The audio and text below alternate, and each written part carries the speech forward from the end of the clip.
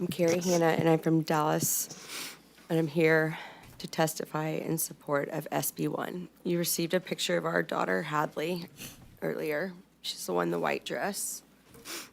For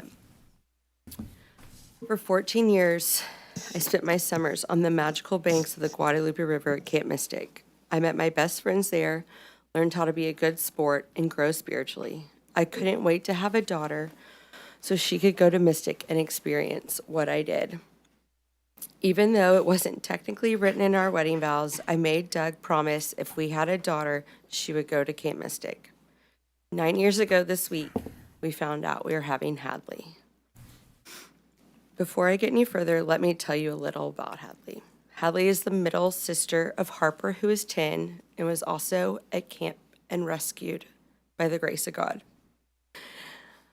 And Hunter May, who is 6. She was the glue. Hadley was the best, happiest baby from the start.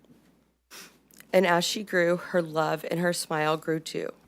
To know her was to love her because she loved everyone. She loved to give hugs, sometimes of the sneak attack variety, kisses and pets. Hadley was the nicest, sweetest, happiest person, always exuding joy.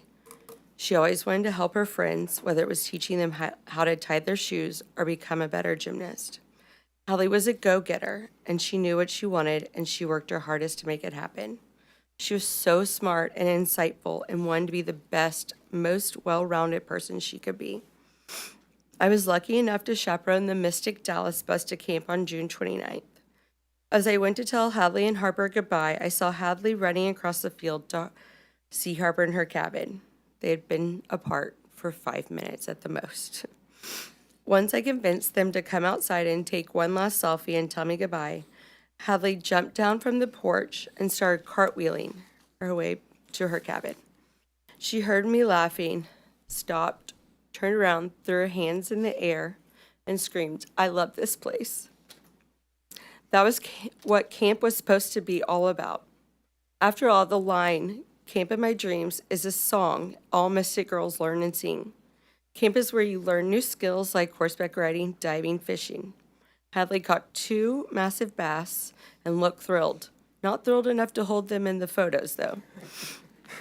Camp is where you play games with silly names like deck tennis and steal the bacon. It is where you sometimes sing funny songs about buffaloes. Camp is supposed to be a break from the hard rigors and stress of the school year, where you can look at the stars in the clear sky at night and braid hair during campfires, where you make your best friends that become your college roommates and later stand beside you at your wedding. Unfortunately, 5 days after starting, the camp of my dreams turned into a living nightmare I cannot wake up from.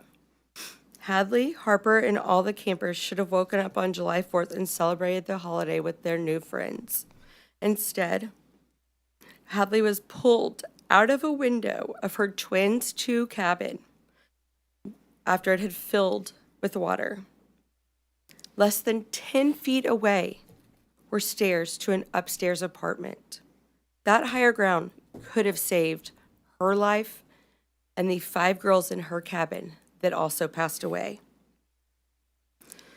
Hadley wasn't the strongest swimmer, not that it mattered in those waters, but she was strong, so strong. I thought if she could hold on to something, she would be okay. Instead, she and 2 other little girls were knocked out of a tree and died. In total, 5 of the 12 girls from her cabin also died. Our precious, hilarious, kind, caring, silly, loving little girl who always wanted to help others died because there was no plan, because there was no backup system or sirens, because the sweet 18 and 19-year-old counselors did not have the training they needed. Instead, they were told to stay in place, a rule that proved to be fatal. To the best of our knowledge, the water started rising a little after 1 a.m. on the 4th. I woke up at 7 a.m. to text after text telling me that 2 little girls from Hadley's cabin had been found down the river by a neighbor and asking if I had heard anything. The answer was nothing.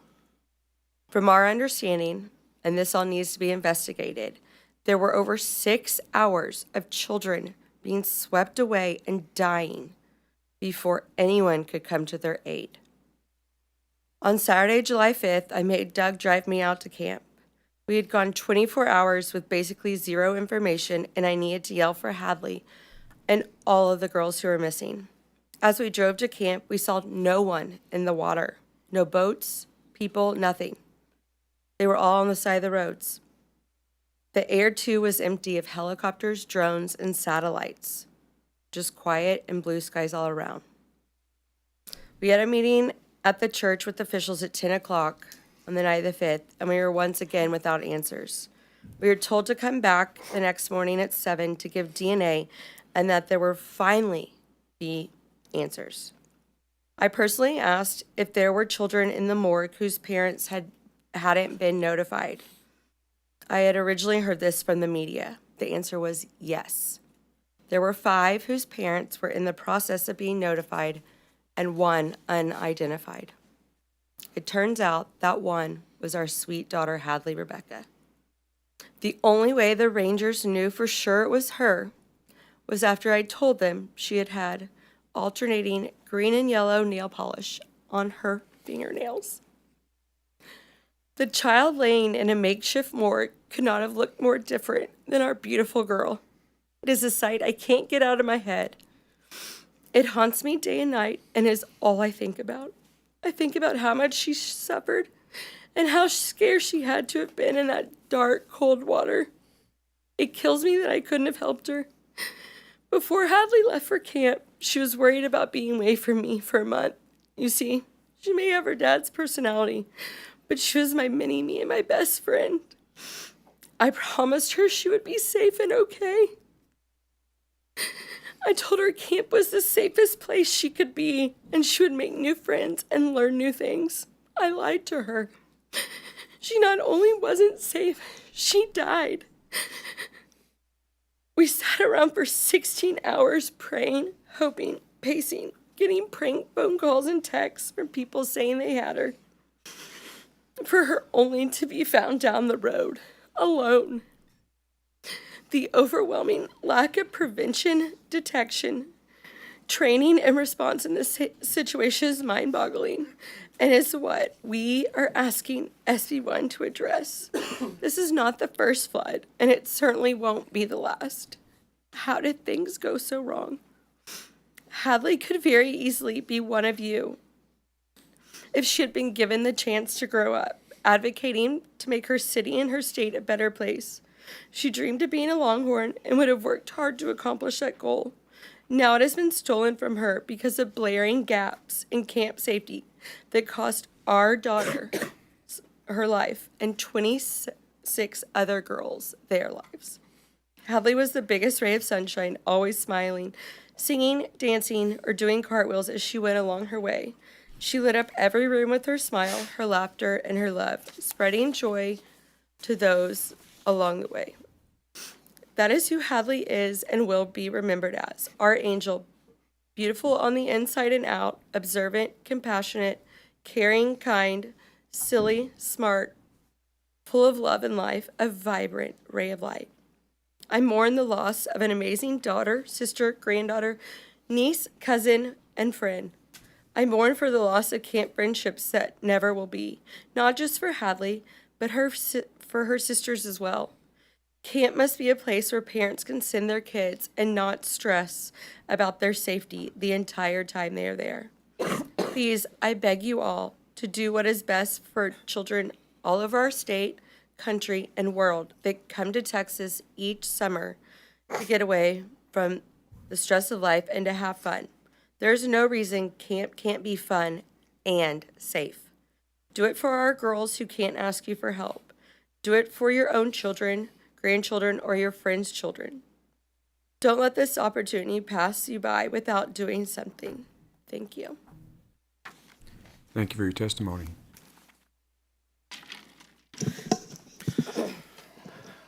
My name is Doug Hanna. I'm here to testify in favor of SB1.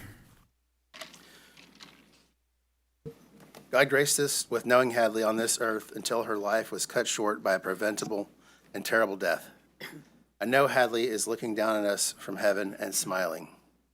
She was so kind and caring from the start. She really looked up to her big sister Harper and watched out for her little sister Hunter. At times, she drove me crazy, but I was just starting to really get her and understand her. 8 years, 4 months, and 22 days wasn't long enough. I'm going to miss the hugs, the daddy-daughter dates, the laughs, the passionate conviction, the cartwheels and poses, her kissy-face lips, and everything about her fun-loving personality. She loved everyone in her life and had so many wonderful relationships throughout our community. I'll always miss her with every moment of every day with all my heart. On July 4th, I woke up to my wife frantically texting other moms. They were texting about Mystic, and my curiosity was piqued. She seemed shocked, and I had asked her what was going on. She told me a girl from Hadley's cabin had been found in a tree miles downriver. That was enough for me. I took the brisket off the smoker, put my chainsaw in the truck, and started driving to get my girls, Harper and Hadley. On the way down, around Hico, we got official word. Hadley was missing. I arrived at the reunification center in Ingram around 12:30 on the 4th. It was a sobering scene. The names of people being found were read aloud. At some point, they led the families of people known to be missing into a back room. Sometime later, after a Black Hawk helicopter ride and a medical evaluation, I got the word that Harper was ready to be released. I worked my way to the front of a line of worried parents and finally saw Harper with my own eyes. I gave her a giant hug, and with tears in my eyes, I walked with her away from the commotion. We sat down on a curb, and I told her, Hadley is missing. She said, "No, Dad, Hadley's in a tree." I had to let her know that she was missing, and that the longer someone is missing in a situation like this, the more likely it is that when we find her, it will be bad news. She said, "What do you mean bad news? Is Hadley dead?" I told her she could be. Harper asked me how we would deal with that.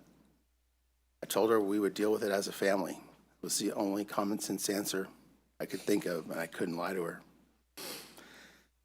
Since attending the Band Together Texas concert here in Austin Sunday night, Harper has wanted to talk about the night of the flood.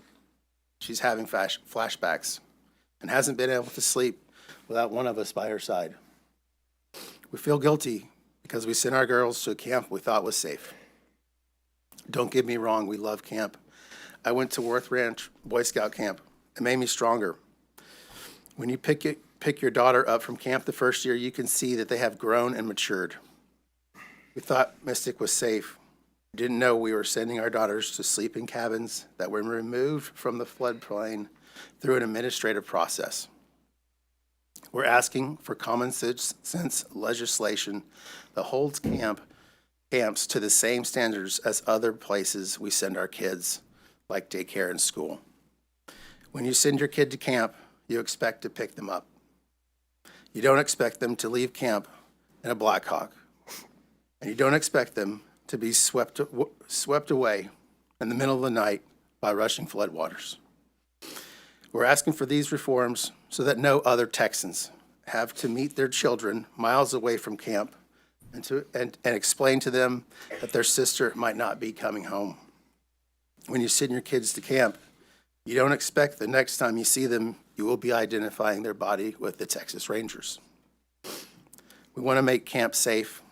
We want to make sure none of the families that send their kids to go to camp in 2026 share this nightmare.